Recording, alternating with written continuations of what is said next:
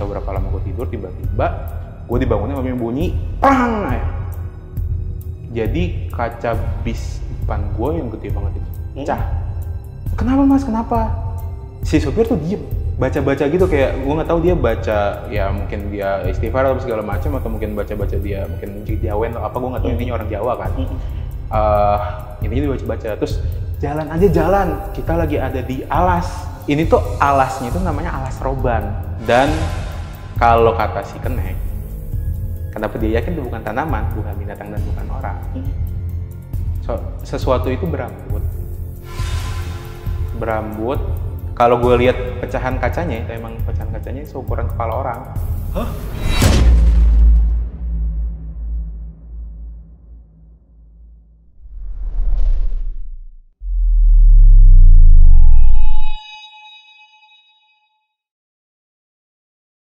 Halo semuanya, kembali lagi bersama gue Jamal dan selamat datang di segmen Saksi Misteri by Lentera Malam.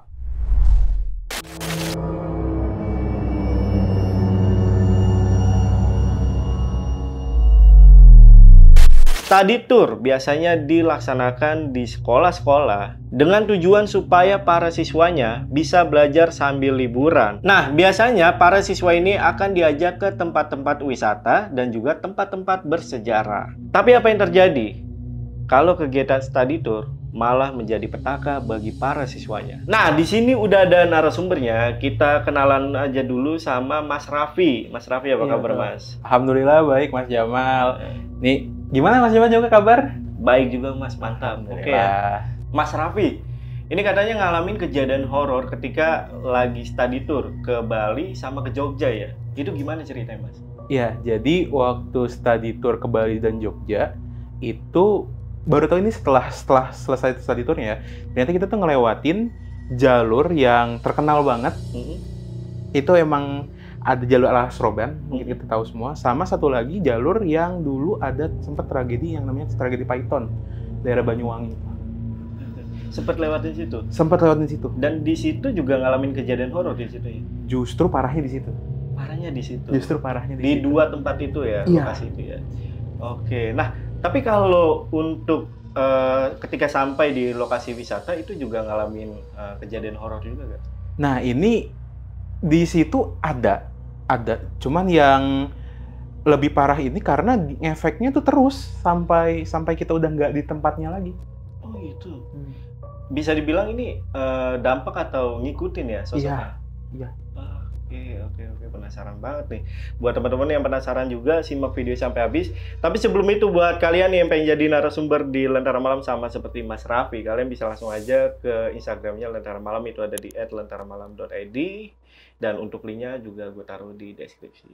Oke, kalau gitu buat teman-teman yang penasaran sama cerita lengkap dari Mas Raffi, tonton video sampai habis dan tanpa basa-basi lagi, Saksi Misteri, kita mulai.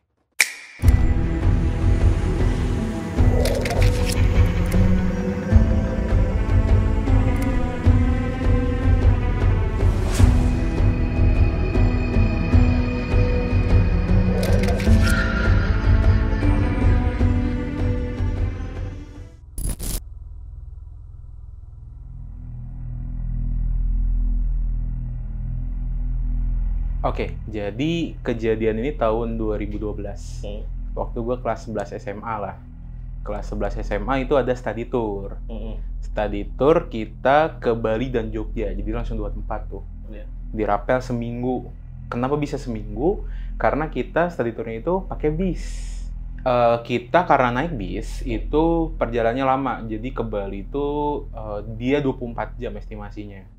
24 jam kurang lebih. Ya udah, nah kita akhirnya mulai di sana kan di Jakarta agak pagi menuju siang gitulah. Biasanya kan kalau study tour mah nggak pagi-pagi banget kayak sekolah gitu kan, rada siang. Nah kita tuh ada 6 bis dari sekolah. Gue tuh di bis 1. Waktu itu ada guru-guru juga dan ada orang tua murid juga gitu. Tapi nggak semua sih, jadi kayak ada beberapa orang doang lah gitu. Total yang berangkat berapa tuh, Mas? Sebis tuh sekitar 50 kali 6 berarti 300 orang. 300 siswa tuh ya? Iya, 300 orang. Jadi ada guru, ada siswa, ada orang tua murid. Ya, 300 orang. Oke, kita perjalanan biasa aja ya awalnya kan ya lewat tol segala macem. Cuman gue tuh kan nggak pernah lewat ke arah Pantura. Jadi gue tuh biasanya kalau ke daerah dari Jawa Barat, ke daerah selatan, Bandung, Garut gitu. Kalau daerah Pantura gue nggak tahu. Jadi gue kesana baru pertama kali lewat Pantura. Gue inget banget waktu itu nyampe Cirebon tuh maghrib. Sampai Cirebon maghrib, kita sholat maghrib di situ, makan malam, sholat isya, baru berangkat lagi. Nah di situ karena tadi dari Jakarta sampai Cirebon tuh biasalah anak sekolah lah, apalah main kartu lah, apa segala macam ribut apa segala macam, capek mungkin ya. Makanya malamnya mulai pada rada tidur tuh lebih awal. Kecuali guru-guru sama gue. Gue akhirnya ke depan supir, belakang supir. Persis tuh itu kursinya kosong. Nah di situ gue ngobrol-ngobrol akhirnya sama supir. Nah di situ gue baru tahu ternyata habis malam tuh gantian supir. Jadi kalau pas tadi perjalanan pagi sampai sore, supir yang tadi sama kenek yang tadi pagi siang itu mereka tidur di bagasi tempat tas. Gue baru tahu, itu aneh banget sih menurut gue. Ya, emang ada udara gitu, ada AC di sana gitu. Gue ngobrol-ngobrol, supirnya sambil makan kacang sambil ngopi apa segala macem. Gue karena lama-lama ngobrol bosan, tidur. Itu terakhir kali gue lihat jam tuh sekitar jam 11-an. Sekitar jam 11-an. Gue nggak tahu berapa lama gue tidur, tiba-tiba gue dibangunin sama bunyi prang ya. Jadi kaca bis depan gue yang gede banget itu pecah. Hah? Sampai pecah gitu? Pecah. Tapi ini yang bikin bingung pecahnya. Kenapa? Jadi gini, kaca mobil tuh ada dua jenis. Satu yang kalau pecah kayak hancur kayak pasir, lu pernah lihat? Yang kaca belakang mobil kepecah. Sama kaca depan mobil yang kalau pecah, area yang pecahnya doang yang pecah, yang lainnya retak doang. Oh iya. Oke. Nah, jadi bunyinya bunyi pecah, tapi kaca depan itu retak. Dan ada titik itu di kiri atas kaca, itu kayak nabrak sesuatu. Yang aneh, itu kan kaca bis tuh gede ya. Tingginya sekitar 5 meteran berarti. Itu kaca kiri atas yang ada benturan. Maksud gue kalau itu nabrak apa itu harusnya di bawah dong, area kaca bagian bawah. Ini kaca bagian atas. Tapi pada saat itu jalurnya itu sempit gak? Siapa tahu kan kena ranting pohon atau apa. Oke, jadi gini, di situ akhirnya karena bunyi, gue baru kebangun bareng sama guru-guru. Jadi guru-guru pada di barisan depan gitu kan. Kenapa mas? Kenapa? Si supir tuh diem, terus kayak baca-baca gitu, kayak gue nggak tahu dia baca ya mungkin dia istighfar atau segala macam, atau mungkin baca-baca dia mungkin jawen atau apa, gue nggak tahu. Intinya orang Jawa kan. Intinya dia baca-baca, terus si keneknya tuh kayak udah jalan aja, kita lagi ada di alas. Waktu itu gue nggak tahu tuh, itu alas itu artinya hutan ya kalau teman-teman. Gue kan bukan orang Jawa ya, jadi gue nggak tahu. Ini kita ada di alas, jalan dulu aja sampai temu desa baru kita cek nih bis. Oke, akhirnya jalan. Di situ gue udah mulai ketakutan. Nah, ini ya, gue karena dari situ gue nggak bisa tidur lagi, maksudnya kebangun terus. Gue mendengar kayak ada suara dari samping kaca-kaca ini kayak dilemparin batu-batu kecil. Trak. Dan suara ini itu juga didengar sama kenek sama supir. Oke, jadi kita udah jalan terus. Jadi itu hutan, posisinya kita tuh kayak di tengah hutan, berkabut, dan nggak ada bis selain kita, nggak ada mobil selain kita, nggak ada motor selain kita. Satu doang kita, bis satu. Itu harusnya serombongan tuh 6. Yang 5 nggak tahu kemana. Entah lu udah duluan atau belakangan ya, nggak tahu. Itu, gua antara kita emang paling cepat atau justru paling belakang. Gua tahu, pokoknya itu nggak ada. Aku udah sepanjang itu. Ya gue juga doa juga, guru-guru juga pada doa juga. Udah akhirnya kita melihat di situ udah ada rumah warga. Udah kita nyampe di satu desa lah atau di satu kota, intinya udah bukan hutan. Berhenti.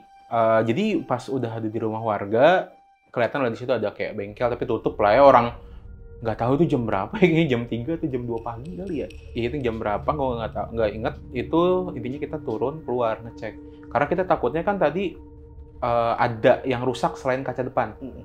Udah ngecek ke belakang segala macam sampai bangunin tuh kenek yang tidur di tempat tas kita, bantuin ngecek nggak ada apa-apa. Nah, disinilah mulai cerita nih, 2 kenek sama 2 supir saling cerita. Gue ngedengar. menurut pengakuan si supir, di mata dia tuh pas nyupir bis tiba-tiba kabut padat, bukan kabut yang kayak kabut tipis-tipis kelihatan gitu, enggak, kabut padat. Terus dia merasa yang 5 bis lagi itu hilang. Tadinya dia merasa itu ada dekat. Si supir. Nggak berapa lama setelah kejadian itu, si Kenek, ini cerita yang ini gue agak serem dengan pengakuannya si Kenek. Si Kenek melihat bahwa bis itu nabrak sesuatu yang jelas bukan tanaman, bukan binatang, dan bukan orang. Dan kalau kata si Kenek, kenapa dia yakin itu bukan tanaman, bukan binatang, dan bukan orang? Sesuatu itu berambut. Kalau gue lihat pecahan kacanya, itu emang pecahan kacanya seukuran kepala orang. Hah? Jadi kita nabrak sebuah kepala melayang di sisi kiri atas berarti. Kalau gitu dari penjelasan dia. Nah, waktu Keneknya itu cerita, dia tuh akhirnya nyebut yang kalau di bahasa Indonesia kan waktu pakai bahasa Jawa. Ini tuh alasnya itu namanya alas roban. Alas atau hutan yang selama ini kalau lewat jalur Pantura itu dibilang sebagai jalur tengkoraknya. Alas roban. Dan ya itu waktu itu karena gue rada tahu dan nggak tahu ya, tapi gara-gara setelah ngomong itu akhirnya mereka jadi kayak udah berhenti dan udah sama-sama tahu bahwa oke, tadi kita sempat nyasar, mungkin nyasar ke alam gaib atau emang itu hutan beneran nyata tapi kita ketemu sesuatu. Itu udah jadi kayak oh ya udah wajar gitu kita ketemu kayak gitu kalau emang itu alas roban.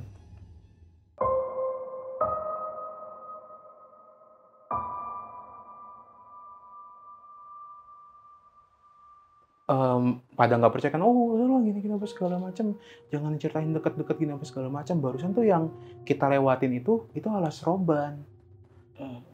Kalau kita cerita masih dekat, bisa jadi ikut takutnya. Katanya begitu. Gue juga nggak, mitosnya katanya begitu. Nah terus supir sama gue jadi ikut nimbrung ya akhirnya ya karena cerita itu. Mas ada yang denger ini nggak?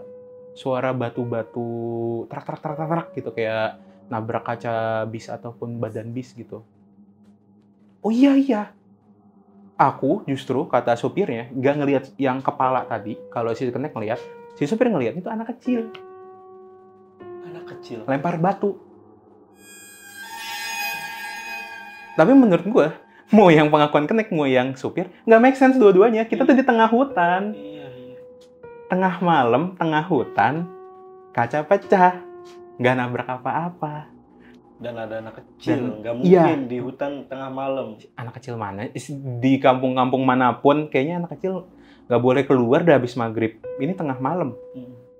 Anak kecil di Priuk sih malam-malam keluar sih mas. Iya, nggak tengah hutan juga kali ya. Iya. Udah habis itu akhirnya ya udah berdamai lagi. Gue pindah posisi duduk kembali ke tempat gue sebelumnya. Jadi gue agak belakang sama temen gue gitu. Si supir sama Kenek yang tadinya tidur akhirnya jadi temenin. Jadi di kursi yang tadinya gue dudukin belakang supir. Udah kita perjalanan. Subuh tuh di Surabaya. Tadinya itu mau nyervis bis dulu, ganti kaca. Gue juga pikir ganti kaca berapa lama ya kan. Akhirnya nggak jadi karena emang kalau ganti kaca itu bisa makan 2 hari. Takutnya kan kita mau belum nyampe Bali masih Surabaya loh. 2 hari, ya udahlah nggak jadi. Jadi kita perjalanan dalam keadaan kaca retak gitu. Sampai Bali dalam keadaan kaca retak. Itu kaca retak itu bukan hayalan kita, emang beneran retak. Bolong lah ya itu ya. Iya, bolong di kiri atasnya. Retak. Terus udah kita lanjut perjalanan. Nah, untuk ke Bali, buat teman-teman yang nggak tahu, jadi ke Bali itu kalau naik bis, itu kan lewat pelabuhan Ketapang ke Gilimanuk di Banyuwangi. Oke. Nah, ini awal mulanya gue kan baru pertama kali sekali lagi gue ngeliat kok di situ ternyata ada ini ya, di situ kayak PLTU ada apa, gue baru tahu tuh kayak daerah Banyuwangi itu gue nggak pernah tahu apa segala macem. Udah nyebrang. Awalnya tuh kita di sana biasa. Begitu nyampe Gilimanuk, kita tuh disambut sama pecalang. Jadi 6 bis itu kekumpul lagi, ketemu bareng di pelabuhan, nyebrang bareng. Pecalang itu mungkin kalau teman-teman yang nggak tahu, itu kayak kalau di Islam kan ada ustadz lah ya. Kalau di Bali, di Hindu itu ada pecalang. Jadi kayak ngejagain bis kita. Cuman di sini gue nggak tahu ngejagain itu dalam konteks apa.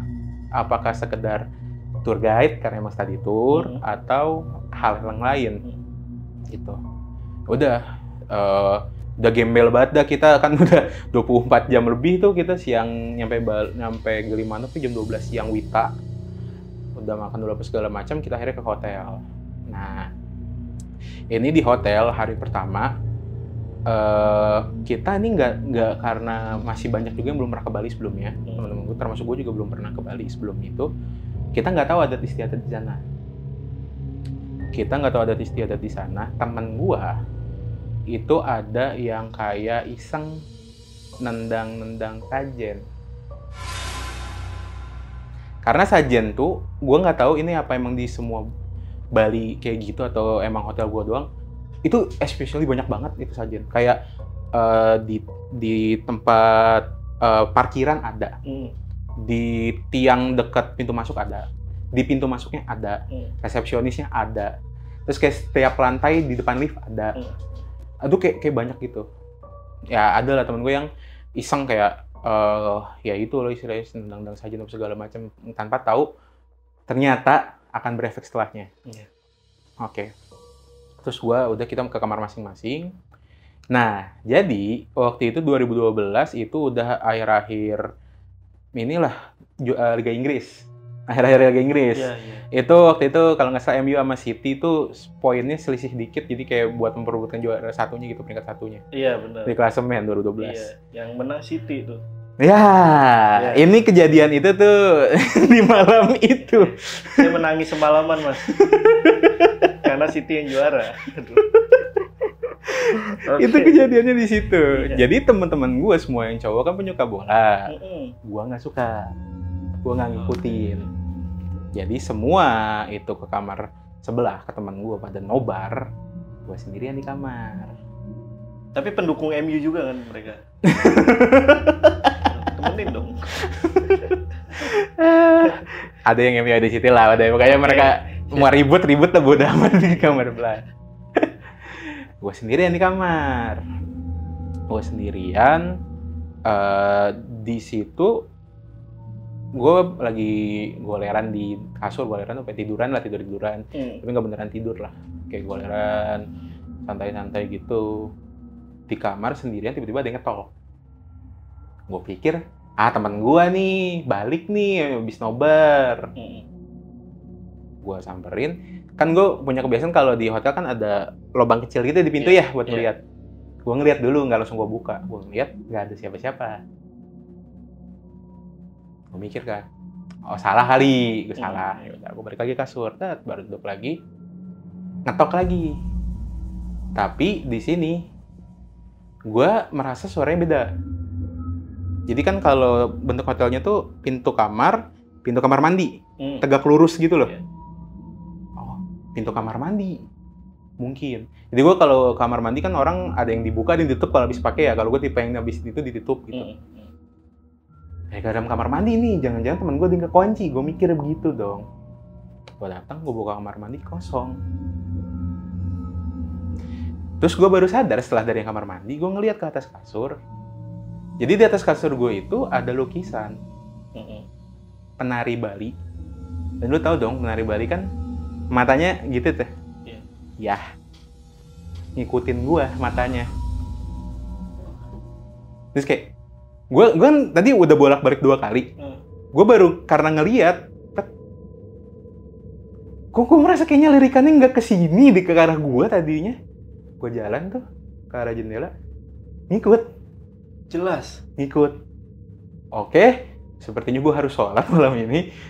Wudhu gue akhirnya. Wudhu gue sholat. Waktu gue sholat, ngetok lagi. Nggak dari pintu, nggak dari kamar mandi, dari jendela. Jendela luar. Dan itu gue di lantai 4. Ada balkon nggak di jendela? Nggak ada. Nggak ada. Nggak ada. Berarti nggak ada. langsung ke bawah tuh. Ke bawah tuh. Wah, gila. Gue sholat dalam keadaan merinding ya. Aduh itu. Wah itu gue udah, gue niatin sholat. Gue udah kayak, parno aja gitu. Kalau mungkin waktu era itu kan belum ada tuh film-film yang kayak Makmum gitu-gitu ya, gue nggak kepikiran ke sana dong. Gue nggak kepikiran ke sana. 2012. Udah gue sholat, udah selesai sholat, gue ngeliat tuh ke jendela, gue buka, ternyata deket, jadi lurusan kamar gue gitu, itu ada pura kecil. Jadi kalau teman-teman yang nggak tahu itu hotel tuh kan di Bali lah intinya tuh selalu ada pura kecil. Nah itu ya itu benar-benar ngadep kamar gue gitu, maksudnya kayak apa jangan-jangan dia nggak suka. Maksud gue kan yang pura itu kan berarti kan ada di situnya, ada itunya, terus gue datang, istilahnya gue ribut atau teman-teman gue ribut pada nobar, gue sholat gitu pada nggak suka gitu atau gimana, gue nggak tahu. Udahlah dari situ besoknya kita akhirnya mulailah pariwisata study tour, nonton tari barong, terus ke Tanah Lot, ke pokoknya tempat-tempat yang di Bali lah gitu. Udah itu semua gue pulang lagi kan ke hotel. Nah karena gue takut kejadian kayak kemarin lagi, gue akhirnya ikut nobar sama teman-teman gue di kamar seberang. Mau nobar gue nggak ngerti, bodo amat dah, yang penting gue nggak diganggu gitu kan. Anjir. Udah nobar, wah rame, gue mau ngelempeng-lempeng aja sampai gue pengen pipis. Jadi waktu itu karena kita berdelapan di satu kamar, bukan kamar mandi, karena nggak kedapetan tapi udah kebelet, akhirnya gue ke kamar lagi, gue buang air lah di situ.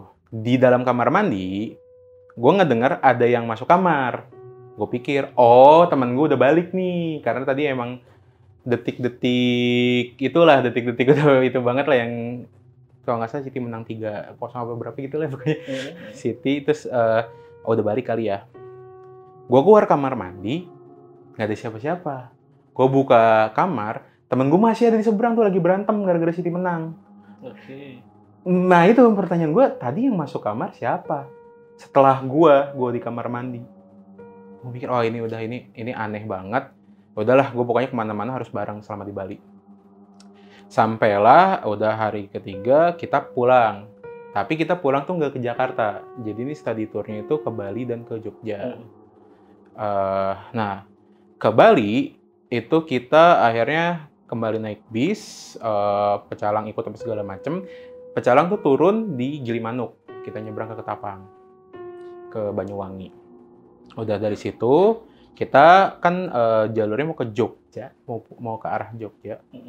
Itu ngelewatin lagi si jalur yang sebelumnya kita berangkat. Yang tadi gue sempat bilang, itu gue ngeliat ada PLTU. Gue apal karena kebetulan kalau gue ada yang kerja di bidang gitu ya, pembangkit listrik gitu. Paling gue tahu itu PLTU gitu, gede di situ. Nah, disinilah mulai hal yang menurut gue itu kejadian paling absurd seumur hidup gue. Karena di dekat situ tiba-tiba aja lagi damai-damai, ini kebetulan waktunya itu sekitar asar mau ke maghrib.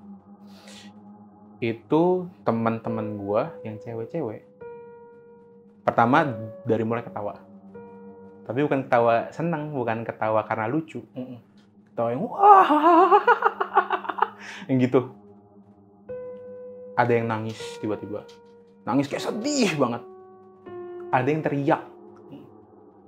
Ada yang teriaknya dua versi. Ada yang teriak ketakutan, ada yang teriak kesakitan. Dan semuanya cewek. Jadi waktu itu, bis itu, ini connect sama supir. Anehnya, itu nggak ada respon sama sekali. Mereka lempeng-lempeng aja. Nyupir aja, connect juga ngadep depan aja. Dipanggil juga lempeng-lempeng aja. Yang dalam keadaan sadar, cuman guru-guru di area depan, sama cowok-cowok di area belakang. Semua cewek yang di area tengah, semua ada ekspresinya masing-masing tadi. Nangis, ketawa, teriak-teriak, ketakutan, kesakitan. Wah itu kita semua, akhirnya gue yang cowok-cowok di belakang udah, guru-guru depan, itu pada, wah gimana maksudnya? Ya udahlah, kita harus berdoa dengan agama masing-masing.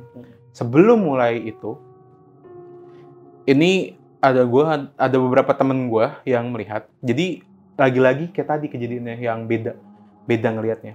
Ada yang ngelihat si cewek-cewek yang di tengah ini bukan cewek-cewek dari sekolah kita. Jadi mereka nih kayak berubah penampilan aja gitu. Kayak ya tadi sambil ketawa, sambil nangis, sambil apa. Tapi ada gua dan beberapa yang lihat itu apa yang kita tonton di Tari Barong.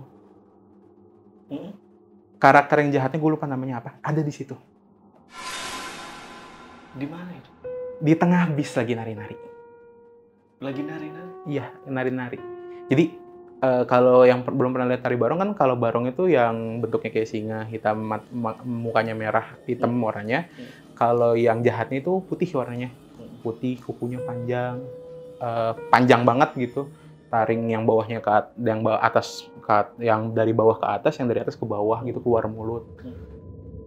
Kayak gitu bentukannya. Kayak gitu tengah-tengah lagi nari. Ada temen gue lagi, jadi ini kita yang cowok di belakang tuh beda-beda ngeliatnya. Gue ngeliat itu, temen gue ngeliat yang ceweknya pada bukan cewek dari sekolah gue. Ada yang ngeliat dari luar jendela, ada pala terbang.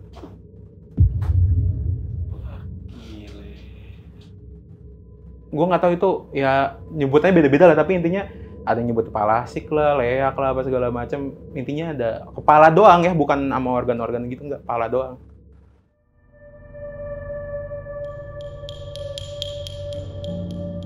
Terus udah akhirnya kita di situ ya, karena kebetulan gue waktu itu ya deket sama Rohis lah, deket sama Rohis gitu segala macam. Ya gue buku Quran, gue baca akhirnya di situ Al-Hasyr surat pengusiran. Teman-teman gue yang anak Rohis juga pada baca, yang nggak bawa Quran pada baca ayat kursi atau baca doa apapun yang bisa lah. Terus yang Kristen atau agama lain pun ikut doa masing-masing lah.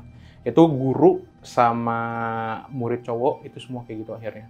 Setelah udah gitu-gitu, itu berlangsung cukup lama dengan jalan tuh lempeng.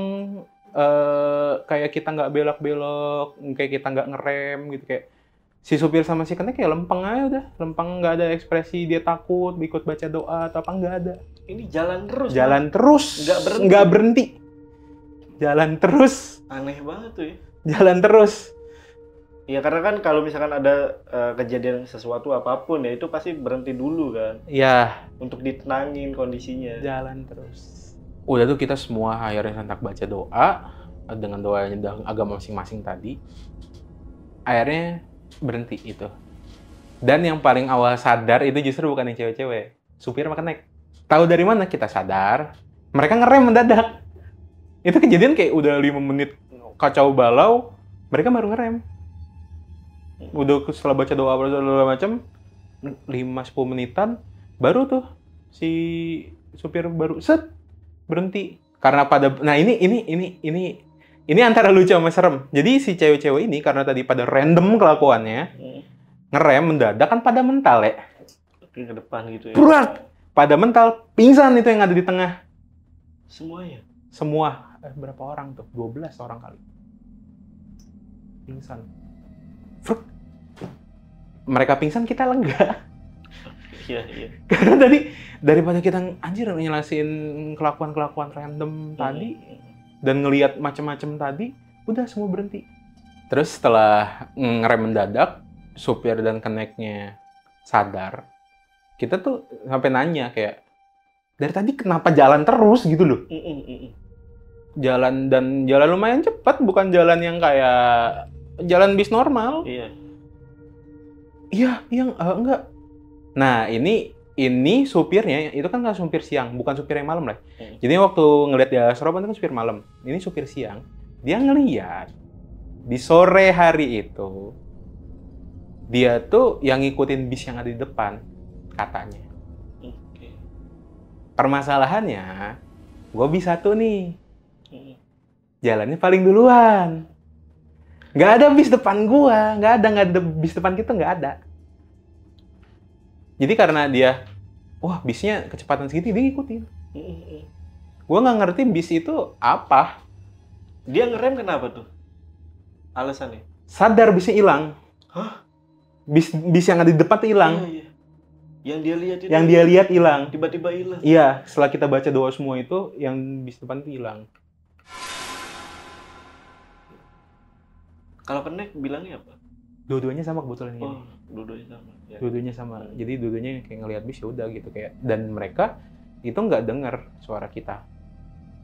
Jadi itu suara situasi bis kata dia nggak ada apa-apa, biasa aja. Padahal chaos itu yang tadi gue bilang, chaos yang tadi gue cerita. Nah, bus yang di belakang gimana tuh ketika bus ngerem mendadak, akhirnya semua ngerem. Bahaya banget. Semua ngerem, pada nyamperin dong akhirnya. Dari yang lain connect-nya gitu kayak, ada apa gitu, ada segala macam. Nah terus kayak karena si supir tadi, enggak ada apa-apa, kita nggak ada yang cerita nih.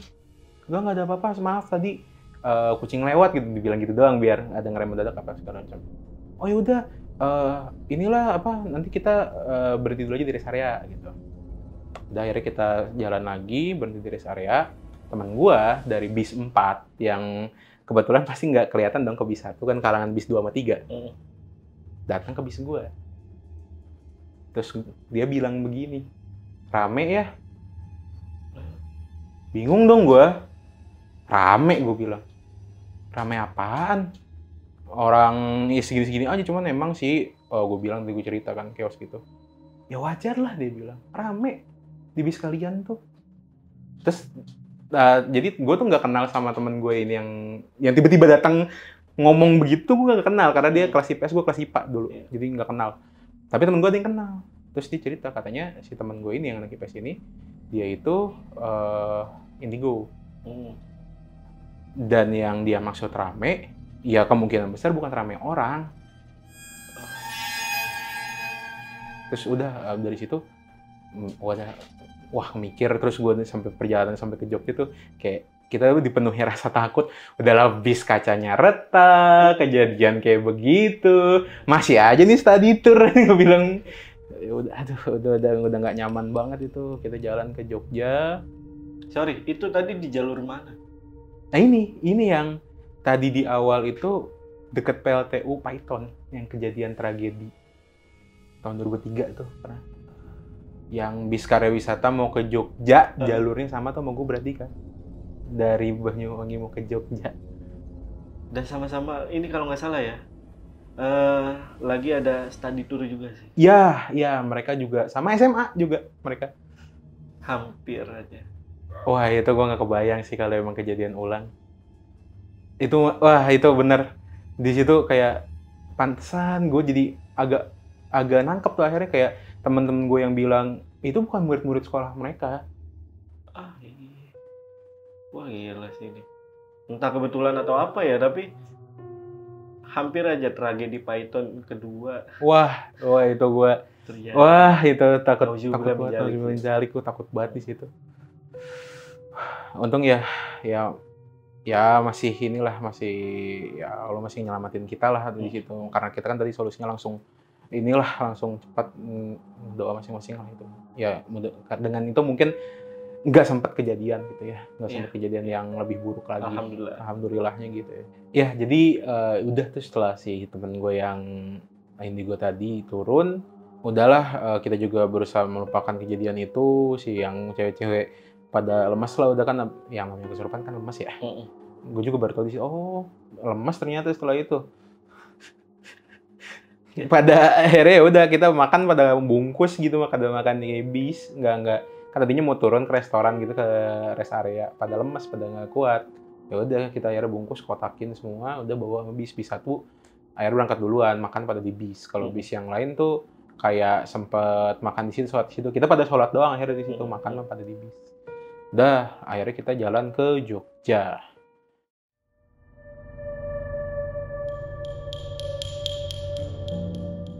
Nah, di Jogja itu ini hotelnya nggak akan gue sebutin, tapi hotel ini itu kebetulan gue pas SMP pernah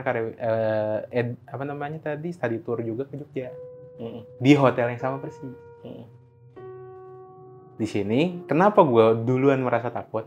Jadi waktu itu temen yang saya SMP sama gue mungkin ngeh ya, karena waktu itu kejadian di hotel ini waktu gue SMP, dan di SMA ini kejadian lagi. Di daerah mana? Di kota banget. Di kota banget, dekat Malioboro. Oke. Nah ini udah kita pada masuk ke dalam hotel, jadi kan parkirnya luas banget gitu di dalam. Dari luar sih nggak kelihatan nih hotel gede gitu, cuman pas ke dalamnya gede banget. Pada parkir bis dalam udah semua, udah kita dibebasin dulu hari itu kayak waktu kita ke Bali juga kan, nggak ada acara dulu. Nah ke Jogja kebetulan waktu itu cuma sebentar, kalau nggak salah 2 hari 1 malam doang waktu itu. Jadi besoknya kita bakal keliling-keliling, hari itu nggak keliling-keliling, belanja apa segala macam.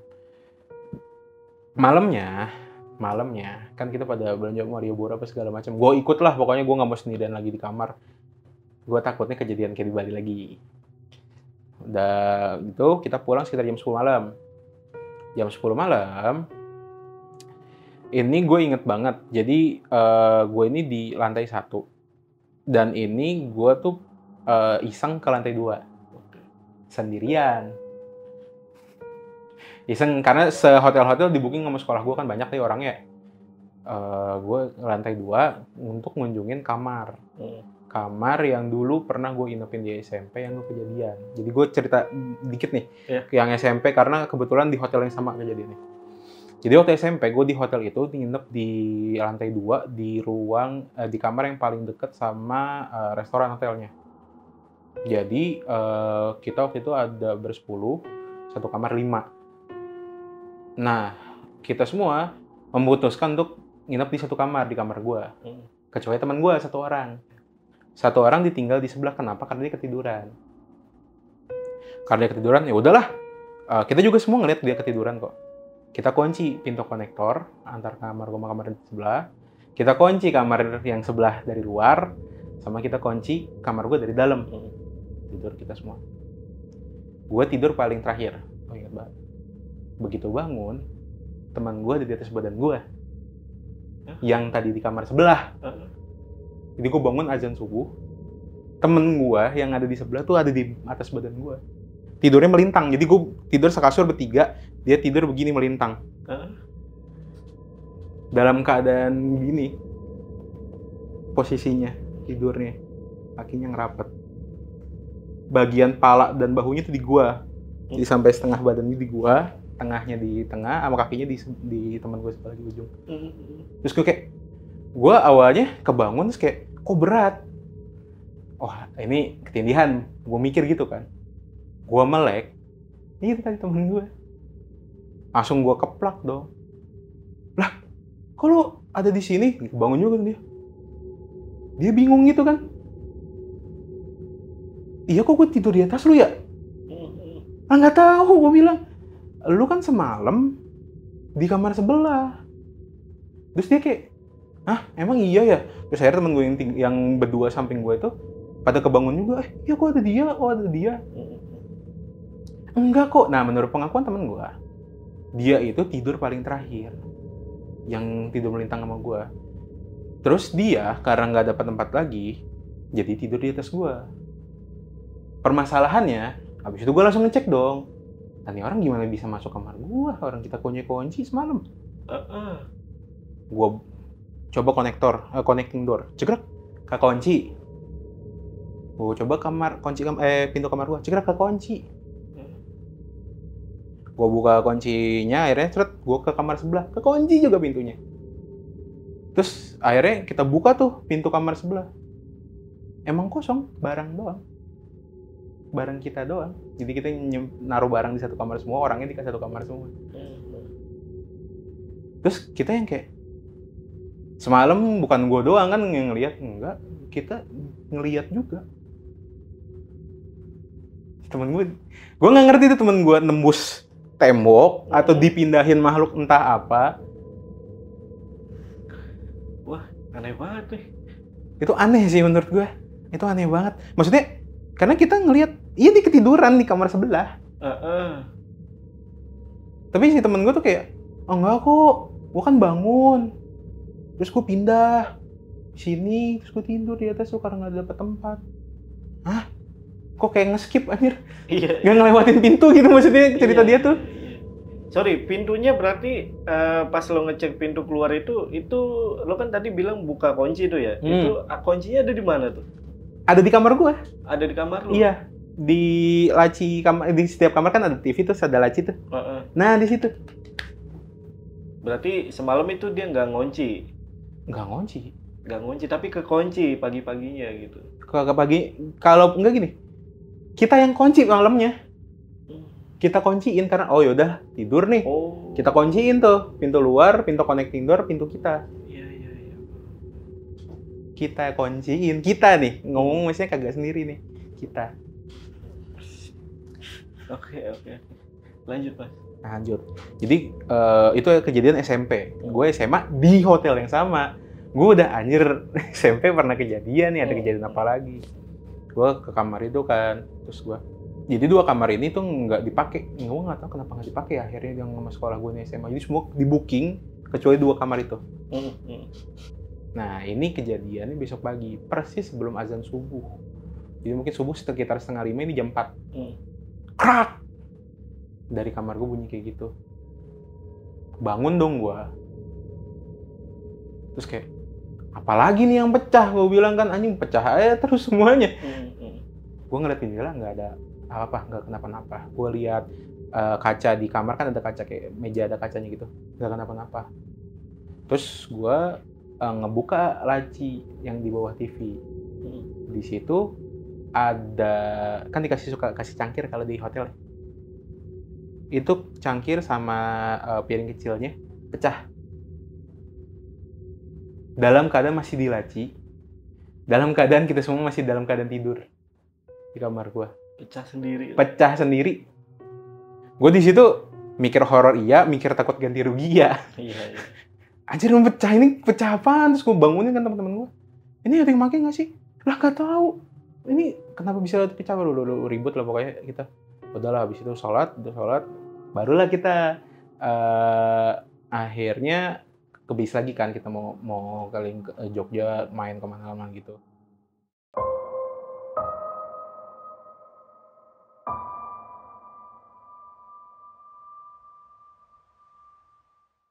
Udah habis Jogja, jalan-jalan, dan hari yang sama kita pulang ke Jakarta, tapi lewat jalur selatan.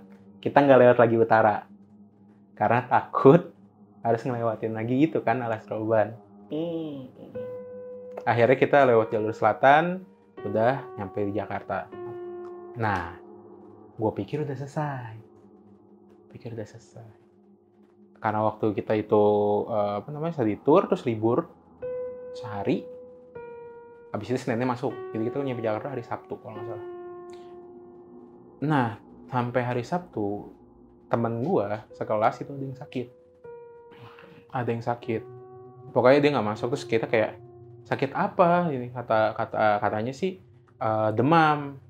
Pokoknya demamnya itu dari mulai pas pulang Jakarta itu dari Sabtu, Minggu, Senin. Oh sakit kali, ya udahlah kasih obat, kasih apa segala macam. Demamnya nggak turun-turun tuh. Hari Selasanya dia maksain masuk karena kan ya masa takutnya izin, kebanyakan izin lah. Dia masuk terus dalam keadaan masih demam, terus kayak pucat dia kayak gue dalam 2 hari terakhir kayak merasa diikutin ya, kayak merasa ada yang bareng sama gue. Ini cewek nih dia yang ini. Kayak kok pokoknya intinya gue kayak kemana-mana di rumah ya itu aja, kayak ditemenin aja, tapi bukan sama keluarga dia, bukan sama siapapun yang dia kenal. Terus akhirnya temen gue yang tadi anak IPS yang sempat ketemu di rest area yang di Banyuwangi nyamperin lagi ke kelas gue, nggak pas jam istirahat. Dia tiba-tiba datang ke si cewek itu, ngegebrak mejanya, brak, balikin sekarang juga, dia teriak gitu. Gue mikir, apaan kok balikin apaan? Dia tuh ngeganggu nggak cuman di sekitaran lu doang, ini kelas lu pun jadi banyak yang kena, ya gara-gara lu. Ke temen gue yang sakit ini. Apaan sih, nggak ngerti. Coba pokoknya keluarin, gue tahu ini ada nih sekarang di tas lu. Apa yang lu ambil di Bali? Terus dia ngeluarin. Ini, gue kayak, anjir gini doang jadi ribet banget. Dia tuh cuman ngambil pasir dari Pantai Kuta, 1 botol aqua kecil yang 330 ml, Buat apa kan gue tanya? Iya soalnya buat kenang-kenangan doang. Kata temen gue, itu pasir yang lu sedok itu rumah tinggalnya makhluk. Ada rumah tinggal makhluk yang ikut ke situ. Dan makhluk ini, itu tuh kayak karena rumahnya yang dibawa, yang lu bawa, dia itu sebenarnya ribut sama makhluk yang ada di Banyuwangi, sama yang ada di Jogja. Jadi istilahnya dia kayak ngikut sampai Jakarta dan ngajak ribut semua makhluk-makhluk sepanjang jalan kita. Oke, paham. Itu satu bis sama lu emang? Satu bis sama gue. Gue jadi paham di situ. Itu satu bis sama gue. Dan yang kesurupan itu cuma bis lo doang, Mas? Iya. Bis yang lain nggak ada yang kesurupan. Padahal yang tadi gue bilang, yang tadi ada yang yang nendang-nendang sajian itu sakit juga, cuman sembuh lah setelahnya. Kalau ini kan kayak terus-terusan gitu sakit. 3 hari berturut-turut nggak sembuh-sembuh gitu. Itu ternyata penyebabnya. Dan akhirnya ya pasir itu bingung kan mau diapain. Iya. Akhirnya kita paketin balik ke Bali. Pasir. Sebotol pasir, ya Allah. Itu juga anjing kesel banget ngelihatnya. Sebotol pasir doang penyebabnya. Berarti nyuruh tukang ekspedisinya juga dong untuk buang. Itu yang buang siapa nanti itu? Itu jadi, kemana gitu? Kita paketin, karena kita nggak tahu alamatnya gimana, kita paketin ke hotel tempat kita tinggal waktu di Bali. Udah. Terus minta tolong mereka untuk dibuang gitu? Enggak, pokoknya kita di situ bodo amat. Yang penting kita udah balikin dulu ke Bali. Ini masalahnya rumah dia di Bali, bukan di Jakarta. Jadi kita harus balikin ke Bali. Di sana mau diapain terserah dah. Bukan urusan kita. Orang hotel surprise pasir, saya dikirimin pasir. Ya. Gue nggak tahu itu, bukan setelah itu di Bali kayak apa nggak tahu. Tapi intinya, ya udah. Abis setelah itu bener stop semuanya, nggak ada kejadian apa-apa. Teman gue mendadak sembuh juga.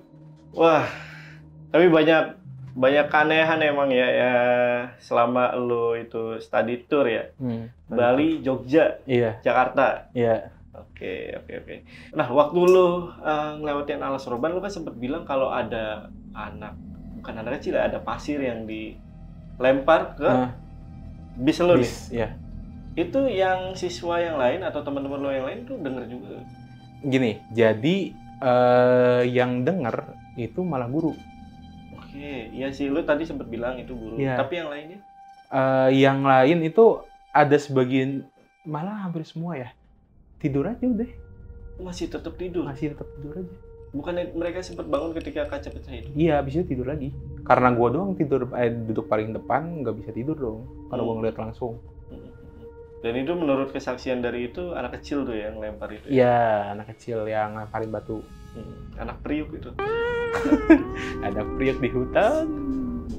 Nah, waktu di Bali kan ada temen lu nih yang nendang-nendang sesajen. Itu kondisinya gimana? Di sana dia ngalamin kejadian horor atau di Jogja ngalamin kejadian horor? Oh iya, tadi ada yang ngelewat di situ temen gue. Jadi temen gue yang nendang sajen, waktu yang pentas tari barong, pingsan. Pingsan.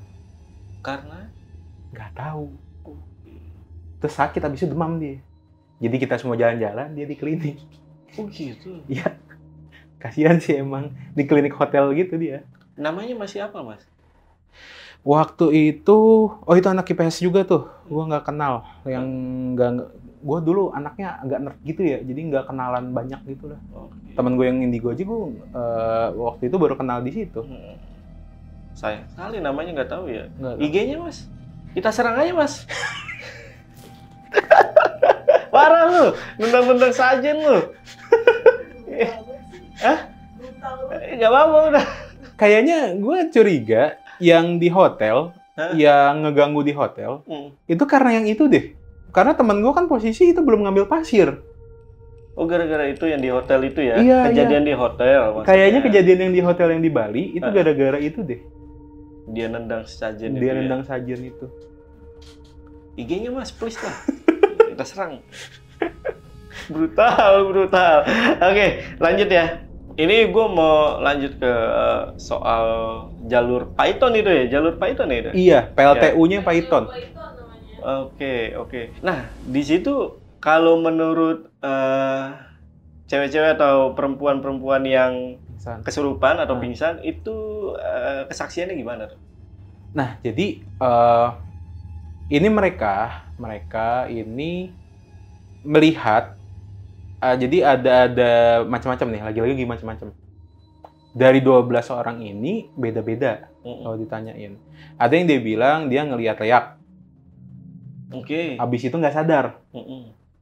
Ada yang bilang dia melihat di kaca pantulan cerminnya itu anak-anak sekolah, tapi bukan anak-anak sekolah dia.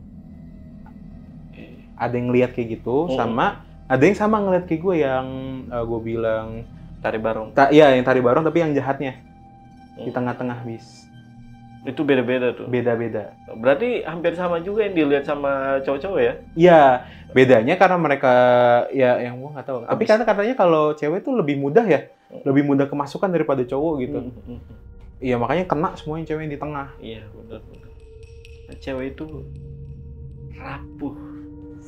Mereka perlu dilembutin, dikasih sayang. Gue pecinta wanita. Ya kalau lo pecinta pria, gue males sih. Iya, benar. Mas, tadi kan lu sempat bilang ketika lu datang ke Bali itu kan sempat dijaga sama pecalang ya? Iya. Nah, pada saat itu pecalangnya ada kesaksian apa gitu? Kalau pas kita datang ya pada dasarnya ya karena udah 24 jam perjalanan capek juga, jadi kayak mereka mungkin menjaga kita nggak ngomong apa-apa ya, cuma kayak selamat datang di Bali, kayak cuman iya jadi di sini mungkin akan berbeda budayanya sama di Jakarta, pokoknya kayak gitu-gitu, kayak apa ya, cuman ngasih tahu bahwa kalau ada yang aneh lah intinya, kayak apa segala macam saja atau segala macam itu memang budaya Bali gitu aja. Atau memang ketika lu perjalanan ke Bali itu aman-aman aja kan ya? Atau memang gara-gara itu ya aman-amannya ya? Nah ini kayaknya kalau selama di Bali yang gue bilang tadi aman-aman aja selain di hotel ya? Iya mas. Selain di hotel aman-amannya kayaknya karena ada pecalang. Karena setiap bis ada pecalangnya 1 orang. Oh. Jadi ada 6. Iya. Nah ketika dia di bis lu, dia ada sampai sesuatu nggak? Atau ada bilang nggak? Nah, justru dia tuh kelihatan sih rada serius mukanya itu pas mau pulang. Jadi sebelum pas kita lagi perjalanan dari hotel ke Gilimanuk, dia tuh kayak ngomong, saya cuma bisa nemenin sampai sini. Saya nggak bisa keluar tanah Bali. Apapun yang terjadi di luar tanah Bali ini udah bukan ranah saya. Kalian hati-hati, banyak doa sesuai agama kalian, sama jangan bengong di jalan. Oh, dia ngasih pesan itu. Ya, dia tuh ada kata itu tadi apa? Kejadian di luar Bali itu bukan tanggung jawab saya. Itu maksudnya kayak dia ngasih tahu bakal ada kejadian gitu. Gelagatnya tuh seperti itu ya? Iya. Oke, Mas Raffi, ceritanya udah sampai situ aja Mas ya? Iya, sampai situ. Oke, terima kasih Mas udah datang ke Lentera Malam. Iya, sama-sama. Dan mungkin untuk video kali ini gua rasa cukup. Gua Jamal dari Lentera Malam izin pamit, dan Mas Raffi juga izin pamit. Bye.